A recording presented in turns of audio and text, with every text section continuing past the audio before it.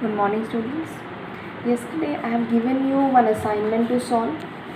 So I am giving you the solutions of that assignment. You can see the first question, math.abs bracket open -5 minus math.abs bracket open -7 and close.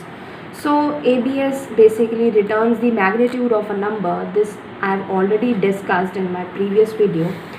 So it will give you result 5 minus, as it is the minus sign outside, so it will take minus, and -7 it will take your 7. The answer will be your -2. Now math.abs -1. E -1 means 10 to the power -1 plus 2. E -2 means into 10 to the power -2. Your -2, it will get converted into +2, and your -1 it will take as 1. So 1 into 10 to the power -1 is 0.1. 2 into 10 to the power -2 is 0.02. When you will add these two numbers, you will get 0.12. Now C part, math.sqrt 0.0064. Your answer will be 0.08. Now D part, SQRT and power 2.7, 2. Your answer will be 2.7. Now math.round 3.499. You will get 3, as round returns your integer type, so it will give the result 3. Math.maximum. So you can just calculate the maximum value among these two numbers. It will be 0.095. Math.ceil 4.002. It will give your 4.0. It gives the next higher value. Math.minimum. So among -5 and 1.0, your minimum value is -5. So it will give you -5.0, as it returns your double type. Now math.floor 7.99. It gives your lower value, so it will give 7.0.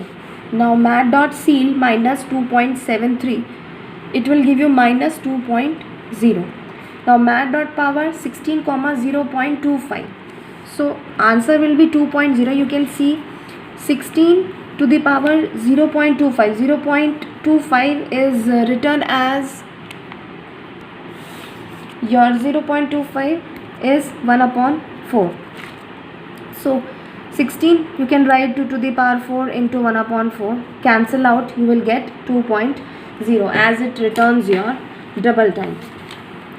Now math.power 4, -2. So 4 to the power -2 is equal to 1/16, and 1/16 can be written as 0.0625.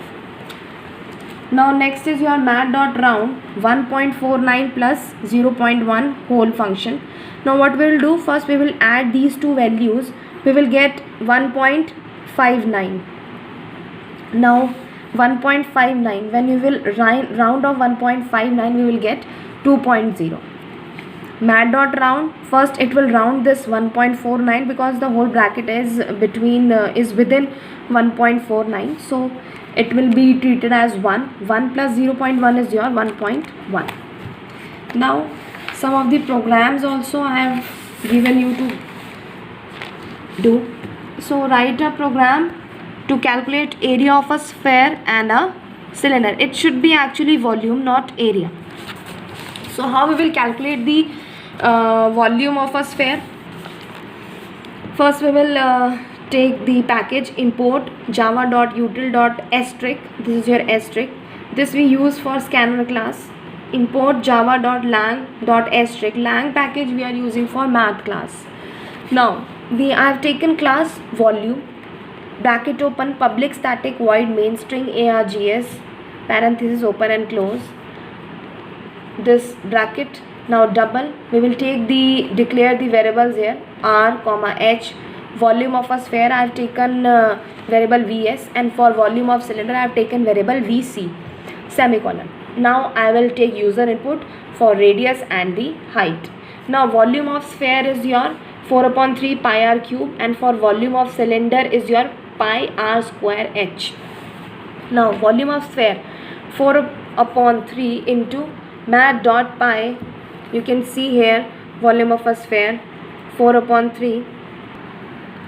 Now you can see here mat dot pi into mat dot power r comma 3. 4 upon 3 pi r cube can be written in this form.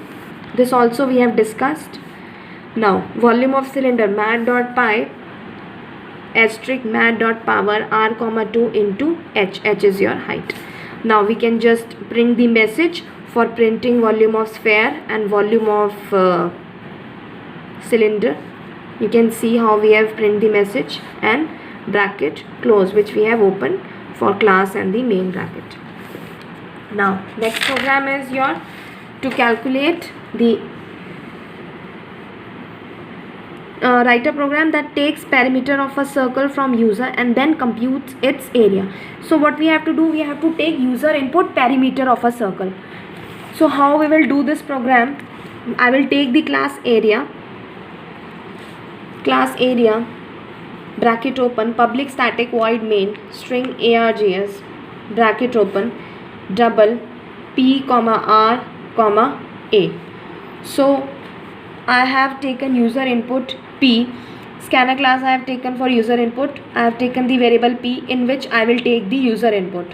And for calculating the radius, your formula is p upon 2 into mat dot pi. As you know, the area of circle is your pi r square and your perimeter is 2 pi r. So what we will do, because we are taking perimeter as user input according to the program, so for calculating the radius we will divide p upon 2 pi like this. So this we have done here.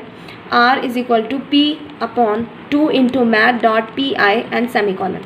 And normally we will calculate the area now.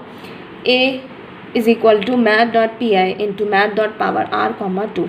Here it will calculate the radius and it will take the radius in this area. Now system dot out dot println area of a circle, just a statement, and here it will print your answer. Now next program is your write a program to calculate the compound interest. So your formula you already know. For the first we will take the amount p 1 plus r upon 100 to the power n. This is the formula for amount, and for ci it is a minus p. So you just see how we will calculate. Import java.lang.asterisk semicolon import java.util.asterisk class interest public static void main. These are the same for all the program. In this previous program where we have calculated the area of circle, you have to take this package. By default I have not written, but you will take. Now double r comma n a p I, here I have declared the variables. You can add comments also. I have discussed in my previous videos about the comments and the purpose of comments also. You can just use the comments in the program and you can just run the program. Now scanner sc is equal to new scanner system dot in, r is equal to sc dot next double n and p. I have taken these three variables as the user input. Now for calculating the amount, we will be needing these three things. That's why I have taken the user input of these three variables. So p into mat dot power 1 plus r upon 100 bracket close comma n and semicolon. For interest, for ci I have taken I variable, a minus p and semicolon, and system dot out dot print ln compound interest statement I have taken, and then plus I bracket close. Now see this question class. If some number is a short variable with a value of minus 25, which one of the answer below is true of attempting to compile and execute the following statement?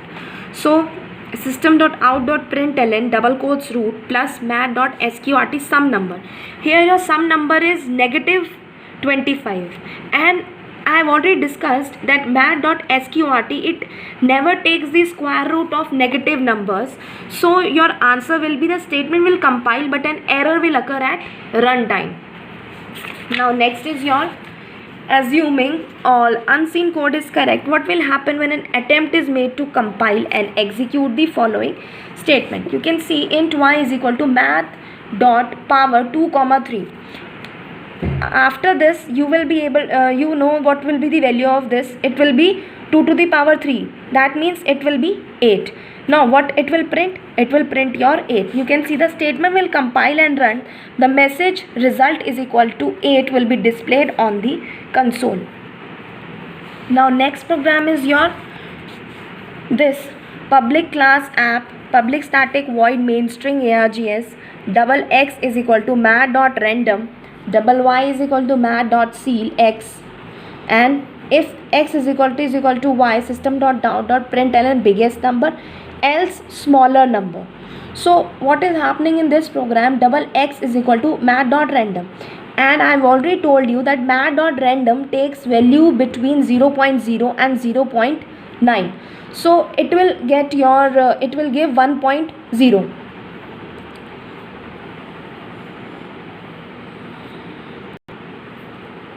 So in y you will get 1.0 because mat dot seal it is x is within seal. So seal it gives your next higher value. That means it will give 1.0, and your x is lying between 0.1 to 0.9. It can be any value. As I have told you, it is system generated value, so it is not equal to y, so the result will be a smaller number. So the answer will be C. The program will compile and run to always display smaller number. Thank you, students.